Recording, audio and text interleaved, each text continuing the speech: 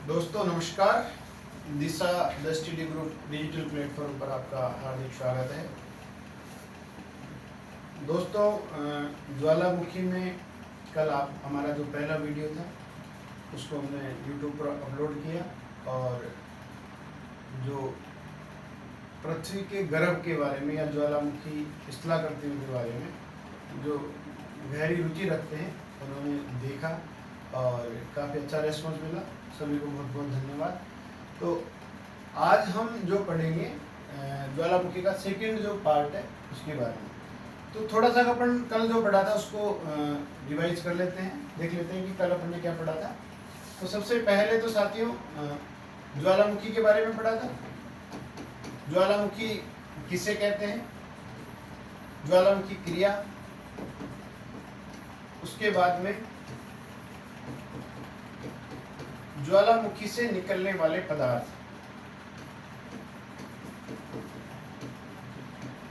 निकलने वाले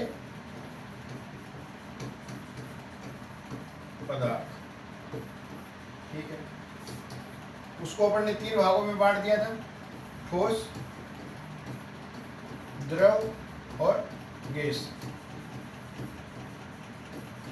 ठोस में पाइरोक्लास्ट जिसमें बम, लेपिली, उसके बाद में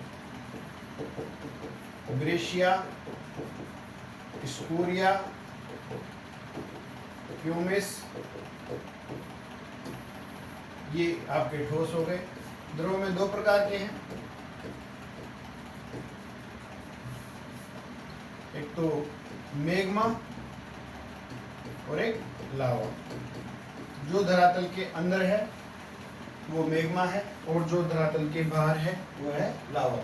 लावा को भी हमने 2 भागों में बांट दिया, एक तो है अम्लीय लावा और एक है पैठिक लावा। अम्लीय लावा से शंकु का निर्माण होता है और पैठिक लावा से सिल्ड का निर्माण होता है। उसके बाद में बात करें हम गैसों की, तो गैसों में H2, N2, SO2 और NH3 और जो मुख्य भाग है वह है जल वाष्प का। जल वाष्प 60 से 90% तक। तो ये हमने पढ़ा ज्वालामुखी से निकलने वाले पदार्थ, ठीक है। और इसके बाद जो टॉपिक था वो था ज्वालामुखी के प्रकार, ठीक है। ज्वालामुखी प्रकार में केंद्रीय प्रकार के जो उद्गार थे उनके बारे में पढ़ा और उसके बाद में दरारी उद्गार के बारे में पढ़ा। तो केंद्रीय उद्गार में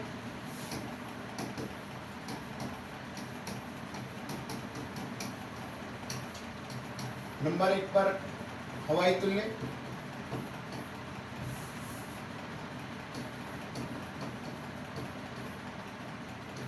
नंबर 2 पर स्ट्राम्बोली या स्ट्राम्बोलियन, विसुवियस,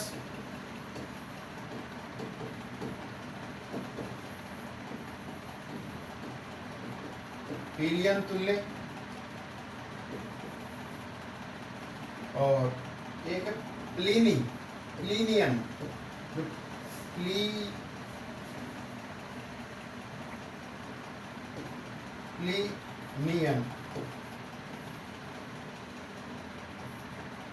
ये हो गए। और इसके अलावा था एक दरारी उद्भेदन के आधार पर, ये तो था केंद्रीय उद्गार के आधार पर। इसके अलावा भी हमने बांटा था जो था समय अवधि के आधार पर, वो भी 3 प्रकार से बांटा था। 3 प्रकार से, एक तो एक्टिव यानी कि सक्रिय ज्वालामुखी, प्रक्षुब्ध और निराकुल। तो साथियों ये जो हमने पिछली क्लास में पढ़ा था उसका रिवीजन हो चुका है और आज जो हम पढ़ेंगे वो है ज्वालामुखी से निर्मित भू आकृतियां। अब ये दो प्रकार से बनती है। एक तो जो पृथ्वी के अंदर भागों में मेग्मा का जमाव विभिन्न प्रकार के रूपों में जमा होता है, उनको बोलते हैं अंतर्भेदी स्थलाकृतियां। तो आज वो नहीं पढ़ेंगे हम। आज जो पढ़ेंगे वह है जो धरातल के बाहर आता है लावा, और उससे जो विभिन्न प्रकार के भूपटल के ऊपर जो स्थलाकृतियां बनती है, उनके बारे में आज हम पढ़ेंगे। तो ज्वालामुखी क्रिया से निर्मित भू आकार, इसमें जो लावा है, जैसे ये आपका है भूपटल,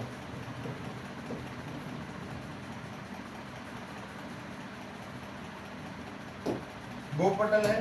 अंदर जो है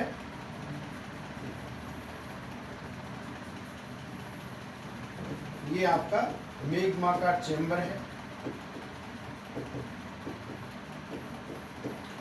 यदि इस भूपटल के नीचे कोई आकृति जमा हो रही है विभिन्न चट्टानों के बीच में अलग अलग रूपों में, तो उनको बोलेंगे अंतर्भेदी ज्वालामुखी स्थलाकृतियां। परंतु यदि इस भूपटल के ऊपर इस मेग्मा चेंबर से जो लावा है बाहर की तरफ आता है और वो विभिन्न रूपों में जमा होता है धरातल के ऊपर, तो उनको बोलते हैं हम ज्वालामुखी स्थलाकृतियां। ठीक है, बाह्य स्थलाकृति। अब यदि मान लीजिए ज्वालामुखी बाहर लावा निकला, उसका विस्फोट का जो प्रवाह है बहुत तेज है, तो ऊपर तक जाएगा। फिर उसके बाद में यदि लावा अम्लीय है तो उसमें शंकु का निर्माण हो जाएगा। किसका निर्माण होगा? उसमें शंकु का निर्माण हो जाएगा।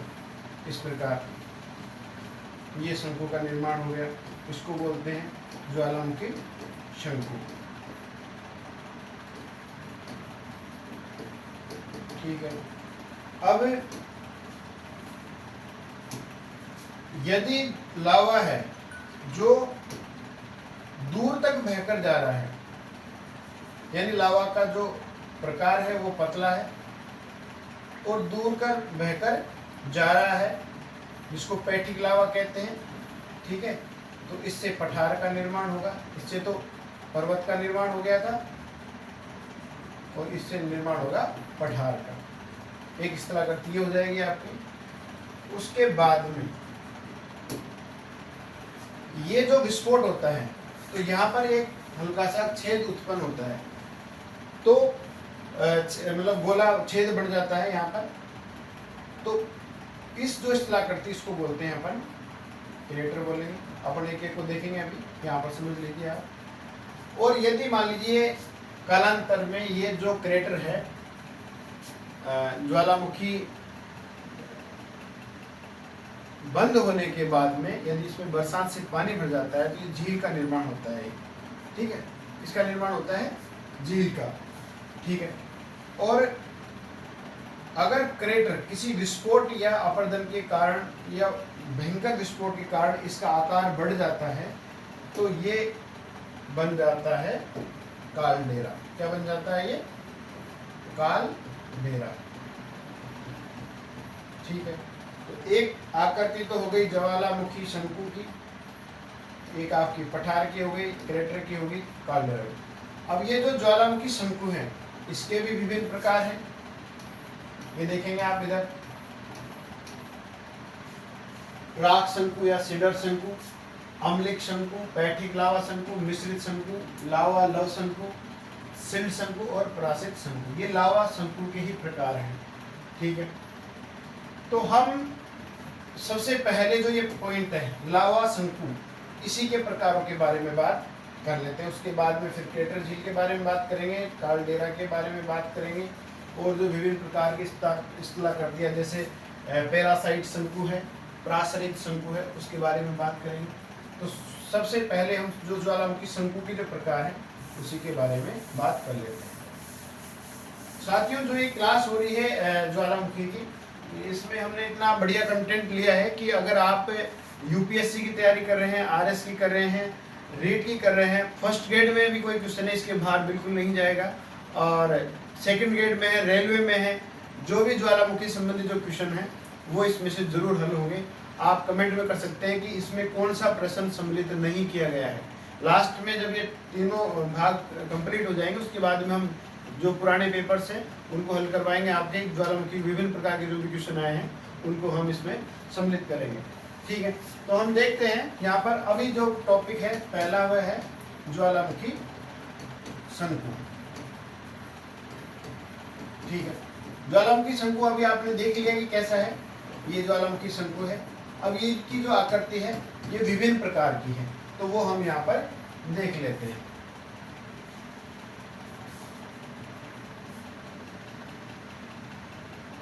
आप स्क्रीन पर देख पा रहे हैं लावा शंकु के प्रकार। ठीक है, नंबर 1 पर है सिंडर राख शंकु। आप यहाँ पर देख रहे हैं कि ये जो ज्वालामुखी है अब ये शांत अवस्था में है और ये पूरा एक तरीके से ज्वालामुखी राख का ढेर है। ठीक है, इसकी आकृति भी कोन की तरह है। ठीक है, इसको बोलते हैं सिंडर राख शंकु। क्लियर है आपके?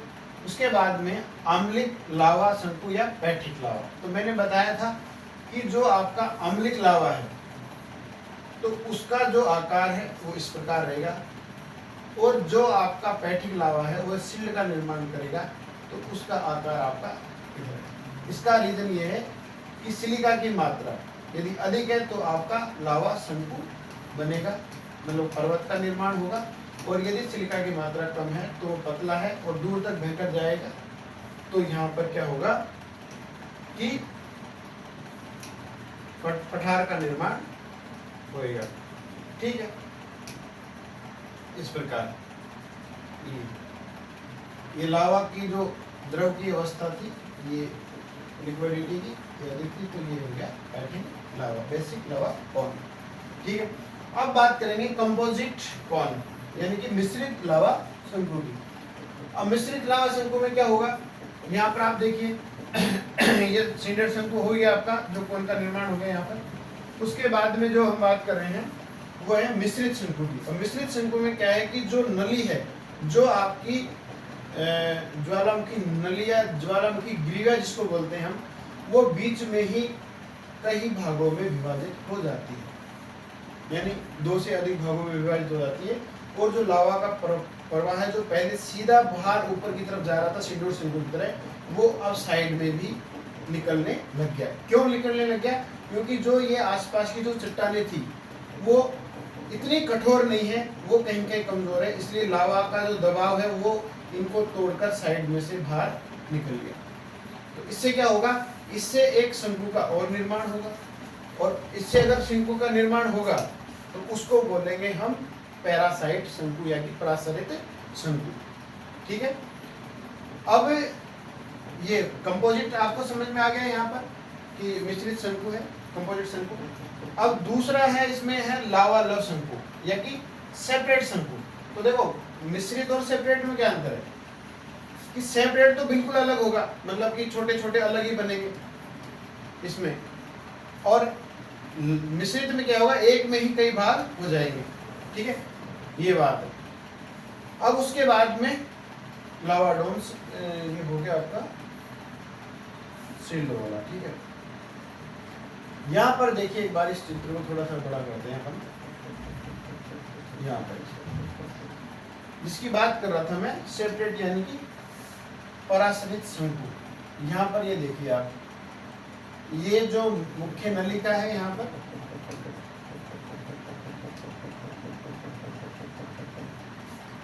ये ऊपर जा रही है ये। ठीक है, ये मुख्य ग्रीवा होगी। ये एक और प्रयास था लावा का बाहर निकलने का, परंतु एक कठोर चट्टान के कारण नहीं जा सकी है, और ये लावा यहीं पे रुक गया। ये यहाँ पे प्रयास किया और ये प्रयास सफल रहा, और ये जो चट्टानी भाग है, मतलब जो आपके लावा शंकु है, उसका जो चट्टान थी उसको तोड़कर बाहर निकल गया, और एक और शंकु का निर्माण किया जिसको बोलते हैं पैरासाइट कौन या पैरासाइट शंकु, पराश्रित शंकु। ठीक है, यहाँ पे जो निर्माण होगा वो क्रेटर झील का होगा, और अगर ये बड़ा हो गया तो काल्डेरा होगा। ठीक है, जो आपको पता है। शील्ड शंकु का ये बेसिक जो लावा से बनेगा वो शील्ड शंकु ही है, इस प्रकार से, इसकी ढलान तीव्र नहीं होगी। और प्राचित शंकु आपके समझ में आएगा, पैरासाइट शंकु। अब जो हम आगे देखते हैं, लावा गुंबद, ज्वालामुखी क्रिया से निर्मित में है, दूसरा है लावा गुंबद। वो सिर्फ थे, जो पहला टॉपिक था वो सिर्फ शंकु पे आधार था, ये लावा गुंबद। इसमें कोई ज्यादा अंतर नहीं, बिल्कुल भी। उसी को एक अलग फॉर्म में दिया गया है, अलग नाम है। लावा यानी जो धरातल से ऊपर जो निकल रहा है ये क्या है, लावा है। धरातल से नीचे है वो मैग्मा है। अब ये गुंबद के रूप में रहेगा, अगर ये गुंबद के रूप में रहेगा, ठीक है, तो इसको बोलेंगे लावा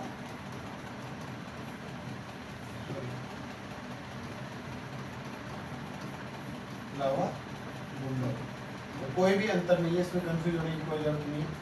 ये है आपका लावा पठार है, तो लावा पठार में भी कुछ भी नहीं है। इसकी जो तीव्रता ऊंचाई वो अधिक रहेगी, और ये पठार कुछ इस प्रकार से रहेगा। तो ये हो जाएगा आपका लावा पठार।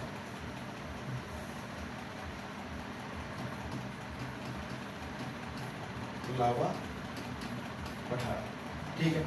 अब फिर से वापस क्रेटर कार्डेरा आ गए। तो क्रेटर और कार्डेरा अपन कई बार पढ़ चुके हैं, फिर दोबारा से एक बार देख लेते हैं अपन।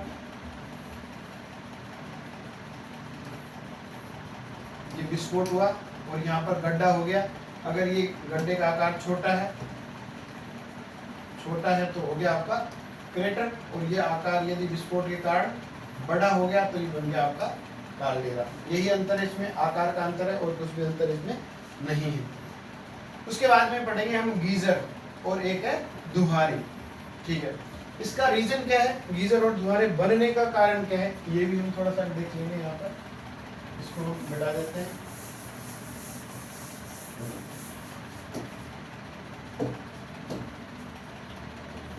ये आपका धरातल है, और यहाँ पर रेडियो एक्टिव तत्व,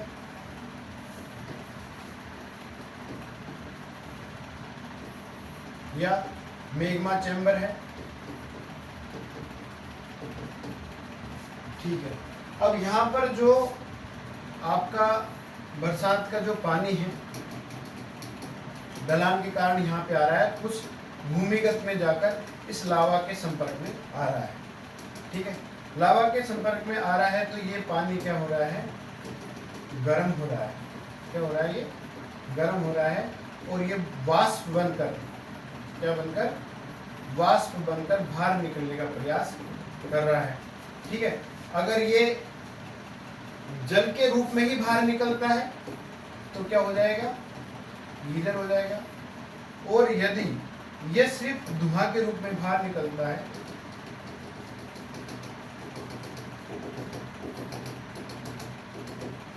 ठीक है, अगर ये धुआं के रूप में बाहर निकलता है तो उसको बोलेंगे दुहारी, ठीक है। ये आप देख रखें, अलास्का में है ये फोटो, आप देखिए अच्छे से। ये गीजर है, गर्म पानी से लोग बाहर देख रहे हैं। यहाँ पर धरातल के नीचे से बहुत गर्म पानी यहाँ पर निकल रहा है। और ये है जो आपके कटमई में है, अलास्का में है, अलास्का में, ठीक है। यहाँ पर ये है दुहारे और ये है गीजर। तो ये जो 7 प्रकार की जो ज्वालामुखी से निर्मित हुआ करती है वो अपन ने पढ़ी। अब नेक्स्ट चलते हैं हम सोल्फ तारा, ठीक है।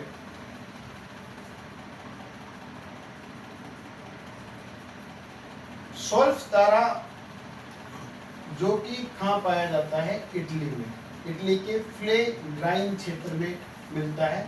और इसमें मात्र क्या निकलता है, गंधक। क्या निकलता है इसमें, गंधक।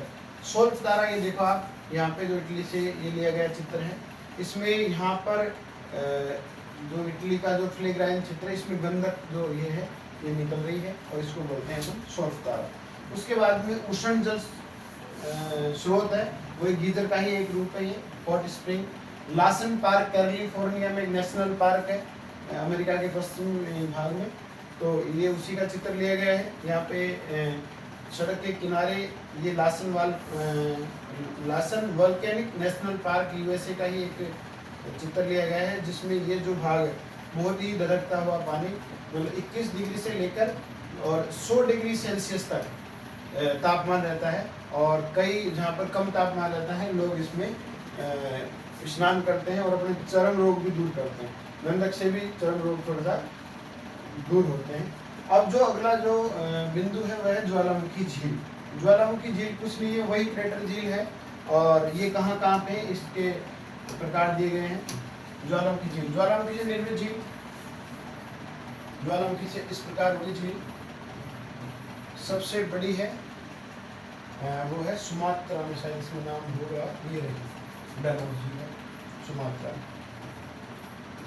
तो जितना बड़ा भयंकर विस्फोट होगा, भयंकर विस्फोट होगा, उतना ही बड़ा गड्ढा होगा और उतनी ही बड़ी झील का निर्माण होगा। तो ज्वालामुखी झील है, एक तो अफ्रीका में है, विक्टोरिया झील है, टीटिकाका झील है जो आपके